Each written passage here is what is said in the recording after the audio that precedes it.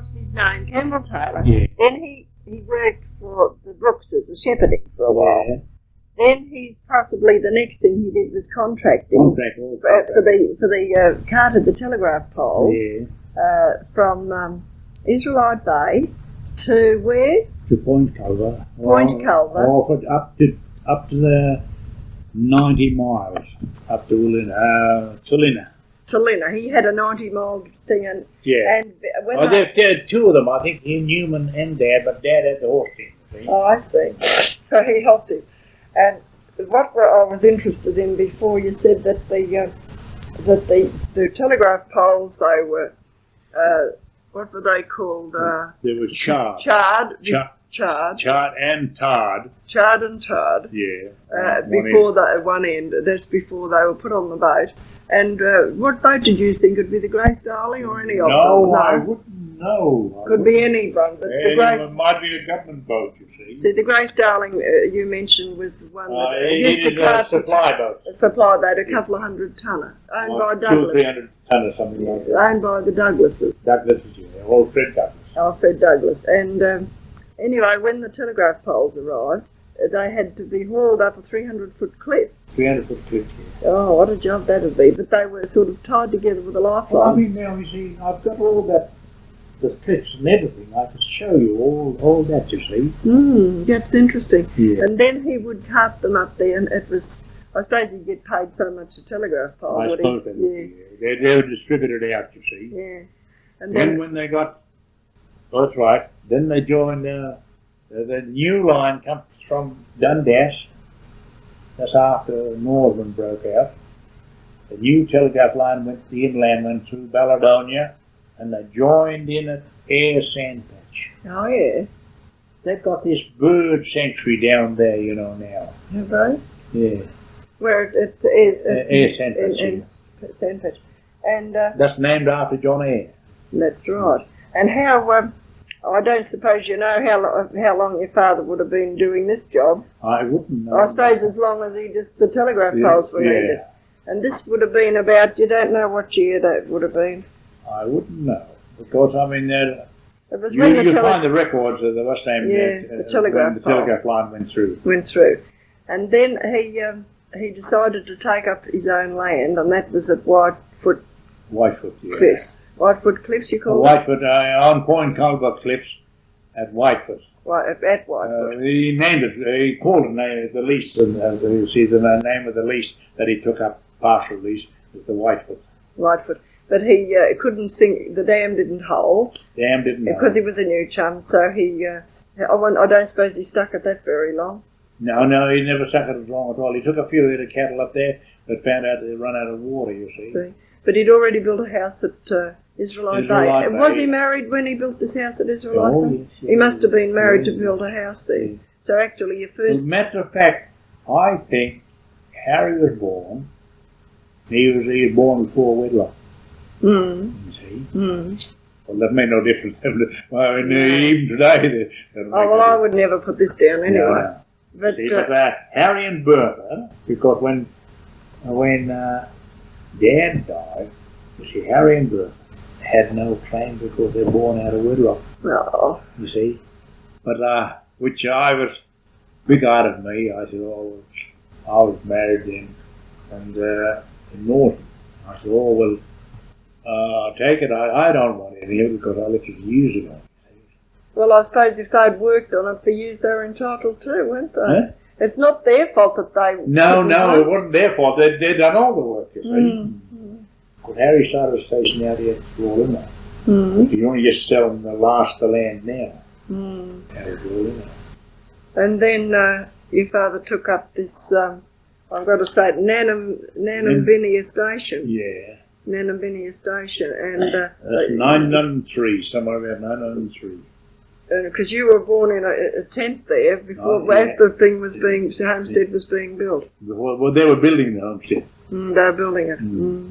So that was real pioneering. And then that's right, you said when you were about 16, you had the contract to go down and get the... Yeah, not exactly. Dad had the contract, but I used to got to do the work. I see.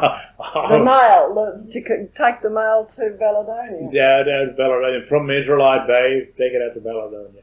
From Israelite Bay to Nananbinya, you take 3 days with the camel team, go down, 3 days to come back. And that's right. And then, but you used to go down and collect the stores. All the stores had to be offloaded at Israelite Bay on a little jetty. Israelite Bay, yeah. All the wool was pushed off there. Oh yeah. Yeah. Well, at Israelite Bay, was there? There were a repeating telegraph station there then. Yeah. Well, I'm thinking, why did the telegraph poles have to be pulled up a 300-foot cliff? Well, it was. Well, there's too far to Carter from Israelite Bay. Oh, it was the other side. You see, after they got 90 miles, or 110 miles, they decided to pull to put it first. They went along the coast further. Yeah, the old coastline. So they didn't exactly offload those telegraph poles at Israelite Bay, they went along further. No, they offloaded some at Israelite Bay, what Dad carted, you see, and they offloaded some at Thomas River, you see, at Taga Harbour. I see. But it's which area did they have to be pulled up 300-foot cliffs? That's on the cliffs.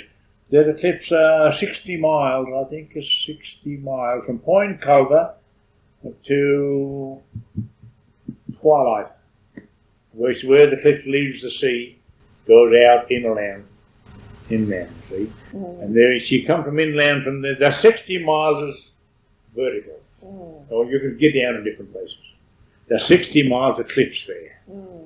I think it's 60 miles, something like that. Wait a minute. 60, might be a bit more, might be 70, you see. Twilight. You see the cliffs come in from the other side of Euclid. From Euclid, from Wilson Point there. It leaves the sea, comes round Euclid, and it didn't come in the sea till twilight. And the sea was long here, see. So this lot here, the cliffs from Twilight to Point Culver, then it leaves the Point Culver and it's flattened right out. It finished up around the Cape Paisley, that's 30 miles aside of Israelite Bay. So your father only really had the contract from Israelite Bay up? Yeah, different blokes had different contracts. Yeah, I see. Oh, that would have been interesting. So then there were all your children born, there were 7 of you, were there? 7 in the family? Yeah. And 2 girls? 9. 9. 7 boys and 2 girls? Yeah. And then the farm, the station was in Bertha was there, the last one of your family at the station home, instead, was she? No, what's name from Bertha now, Carl took it over. Oh, Carl, that's another brother. Yeah, the brother that lives down here now. So that is now been. And now he just sold it the other day. Oh, has he? Recently sold it. This is the first time it's been out of the family. He's been out of the family. Oh, that's. Well, he hasn't got all the money yet, so we might still have it. Oh well, it's. What do you think of the Nullarbor pastoral? Is it a bit of a risk because of the weather, the dryness, or what? No. I mean, they got sub-artesian water. There is a risk too, but I mean, if you've got plenty of country, you need plenty of country. As long as you don't overstock. As long as you don't overstock and eat it out. I see. So, in other words, you've got to have a lot of country for a few. That's things. right. Yeah, and you've got to be aware of it. You see, down the south there, they run 2 or 3 sheep for the acre. Well, nowadays about 10 to 15 acres of the sheep. You see. Yeah, that's the difference. So, how long do you reckon there have been pastoral leases on the Nullarbor? Would your father be one of the early ones, would he? Or would there be a few established before then? No, wait a minute. Oh, Jack Ryan used to be butcher on the train. Harry and Dad took the first lease up. I think it's 1927, 28. They took that out there. Harry took up Indian Point first of all, then he went from there on to, because of sub-artesian water. I see. He done all right all the years he'd been. Yeah, well, you wouldn't. Nanabina Station isn't really on the Nullarbor then. It's down. No, that's much further south. Yeah, so actually, the Nullarbor pastoralists came in about the 20s. 28. 1928, did they? I think it was. I think 1928. 28 or 29, anyway. They took up. I mean, that'll be easy traced in, right? Yeah, that's right. Now, what was I going to say? What are we doing here? One question I was going to ask you, is the Darlow battery finished now? Has it? Finished. Yeah, Finished pulling now. it down. No. Now, when you were at Biddy's Patch the first time, you were in a syndicate. No, only the two of us. Two. Yeah. Son-in-law and I, partners, that's all. That was the first time. First time Biddy's Patch, yeah. First time we took the crushing. Son-in-law. Bill Harding. Oh no, but this is this time. Oh, now there's a bit of a... Well, there's three of us in it this time, yeah. But in that first time there was still only Bill Harding and you. Bill Harding and I In 1974. 74, yeah. Oh. Bill Harding and I. Now, did you let the leases go later on? No, I let the leases go. Mm. Then I wrote last year when Dean Harper... When about the gold, what do you... about the gold. Started to rise. And And he wanted me to go up pegging. That's when we started pegging. In November. And did you get the same lease that you're working on before? No, this is a different lease. We got one goat show. What do you call it? Goat show. Mum and I went out there and I went out there out of the vermin board then. And we saw goat on top of this hill. Bloke told me about it. Bloke named Hurley told me about it. About they'd have a look around there and I looked, there's a goat on top of the show, so I went and sampled it. Put that down just to the sun. Good heavens. When was that, a few years ago? Yeah, this is 75. Yeah. 74. 74. Yeah. And then I called it goat. You got to give it a name, you see, when you take up a lease. Mm. Then the other one, I call it, we got two leases up there. We call the other one Biddy. Biddy's Patch. Biddy's lease. Biddy's lease. But now this time you went back with those pegged now then? We repegged. You repegged the same ones? The two, I mean, there's not, we never had these two other leases before. No, you just knew they were there. Only we repegged them last year. But when you originally found them, did you peg them then though, didn't you? When we got the assay, you see. Yeah, so this time you're lucky enough to get the same pegs, the same leases again. No. Oh, we only pegged them in November, you see, October. And that early time when you first saw them with your wife, you didn't peg them then? No, this is why I never worried about it, you see. The last time gold was only about $32 an ounce then. Good heavens. So you weren't really worried about it? I wasn't worried about it until I went up this time. I wouldn't have worried about it then, only for Dean Harper. Well, you were up at Biddy's Patch when you spoke to me in 74. What were you doing up there then? We took a crushing then. You took a crushing? Yeah. From these leases or another ones? No, different lease altogether. Different leases altogether. Oh, I see. So that was, you didn't really get the same as you got the crushing out of them. But you knew about them. Well, I knew about them, yeah. Yeah, oh, well, you wouldn't have gone back if you didn't. That's right. Yeah, you're talking about Cook. Was there two different families down near Esperance Way called Cooks and Brooks, or was Brooks and Cooks? Yeah, two different families. Well, the Brooks are the ones that your father worked for. Yeah. That's Miss Brooks. Did she ever never married? Never married. No. No, she was the lady that stayed out there all the time. That's right. She stayed with their mother, brother, and sister came out from Geelong. Oh yeah. So she just stayed in the bush. She stayed in the bush until she died in Norma. Oh, I wouldn't know what year, but Carl would Poor know. poor things. It would have been a lonely life for her. Oh, you're telling me. My sister Anne was there for a while when she got 15 or 17 or something like that. She thought that it got too lonely for her. She said, Dad, no good to me. What station were they on? Balbinia. And then, now who were the Cooks? I've seen their names somewhere. Cook was a Westland. He worked on Westland Station, Thomas River, for Campbell Taylor. Then he became a linesman. Oh, yeah. Become the linesman. I think he's one of the first linesmen in Israelite Bay. Oh, I see. They should patrol up and down. So he had a family, did he? Oh, yes. They're 12, I think. Did they? Good heavens. Well, Wicky's out here still. He's out here at Boulder. Oh. He's still out there. He sold Nundunya Station, you see. The Ndunya station. Yeah, they took up Ndunya station. That's near Balladonia, 16 miles from Balladonia. You don't know what year it was that little girl was lost at Norseman, do you? Which one's that? That you went and helped find. Oh! 12-year-old.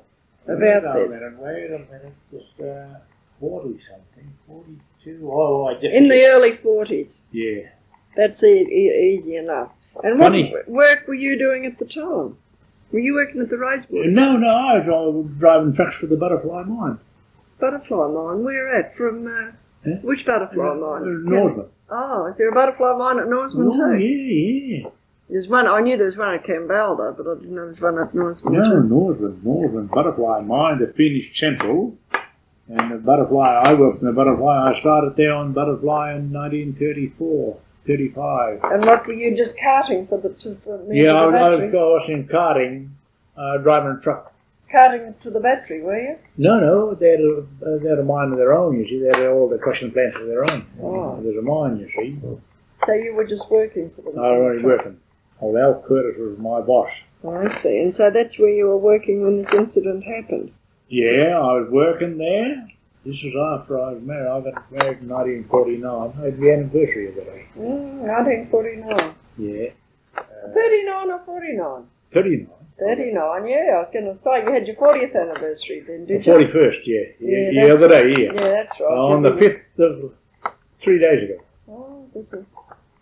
Well, I hope you bought your wife a ruby. I bought him nothing. I'm up here and she's down there.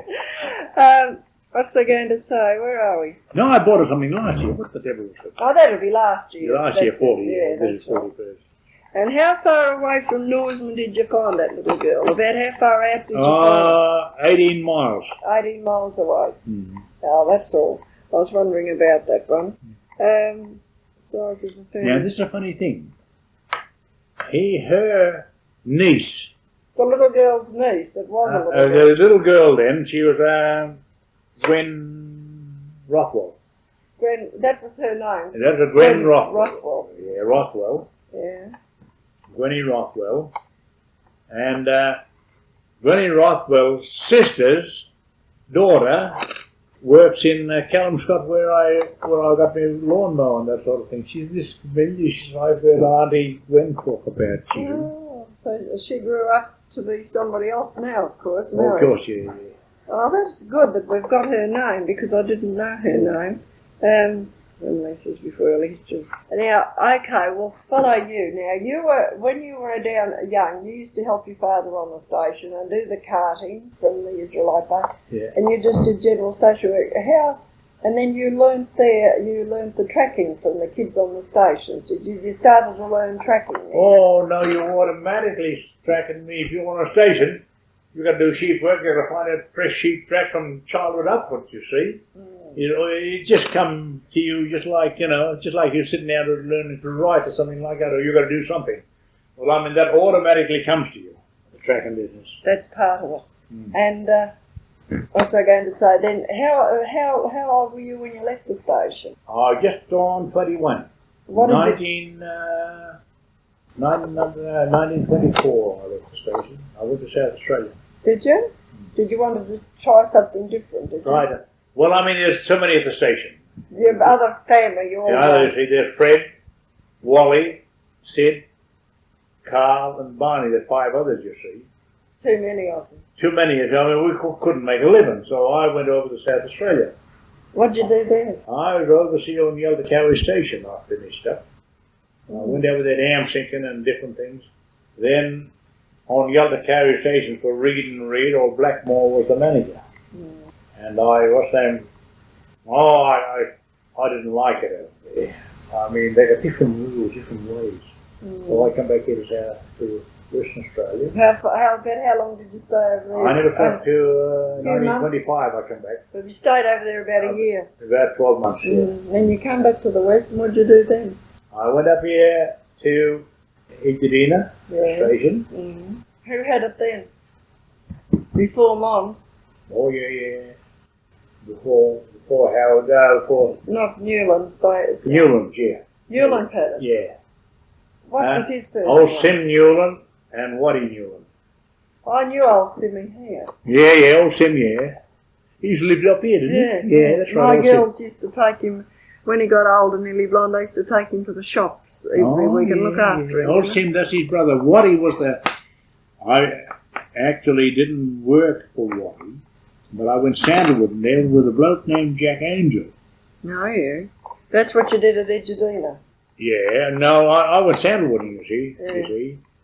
Out in Monaghan, a place called Monaghan's Well. Is that out in that area? Yeah, Pigeon Bore, east of Edgadina. So actually you never worked on the station, you just went sandalwooding? No, I come in and done some shearing.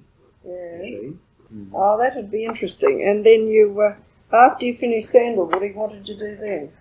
We put up a fence, the netting fence around the jump up around Yilganji, netting fence, and we left there. Then I went and got the horses from Duck and Robinson on Urilla Station. What did you get those for? Or who for? No, they had about 300 of them. Oh, yeah. All wild. Yeah. So we mustered them up. I broke in 3 horses. Who's we? You and who else? Oh, what's name? Keith Tucker Yeah. and old Tommy Tucker. Yeah. We went up there and we brought the horses down, right down from Urilla, about 280 I think we brought down. We distributed them right along here. We sold some here for pet meat at Lincoln and Reef. We used to have a piggery out here at the abattoirs. We had that many things. So actually you just sold them for pet meat and... Pet meat, and then I took them right down as far as Grass Patch. I distributed them right along. And these brumbies that's running around, Norsemen and all around the place, the horses I lost. Well, actually, like, did some farmers buy some from you, or did they make farmers, or did they all? Well, the farmers, yeah. That's what Berry and all the farmers. I got rid of them down there. £7 a head, 6 and 7 pounds. So these that you rounded up there, were they just wild horses? Yeah.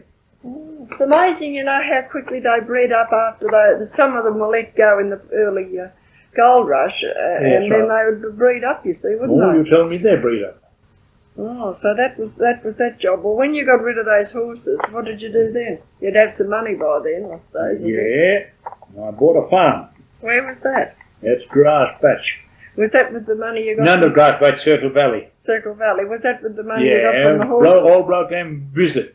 Who? Visit. Visit. V-I-Z-E-T. Yeah, Visit. It used to have this battery up at Timoni, that's Mount Ida. He had a battery there, a Visit's battery. So I bought that block off him there in 1927, June. The dog scalps went up to £2 a head. Dogs and foxes, so I left me farm, sold me farm. You didn't have it very long then? No. Did you put anything up on it, or did you just... No, I had a bit of a shack there, and I put a crop in. Yeah. And took one crop off it.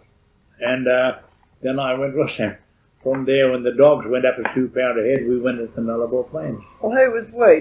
Was still with the Tuckers? Did they? Yeah, they went out too. Yeah. You had some good help tracking too. Yeah. So there were the 3 of you, were there? Only 2. Actually we parted, you see, before that. Yeah. But they went out at the same time.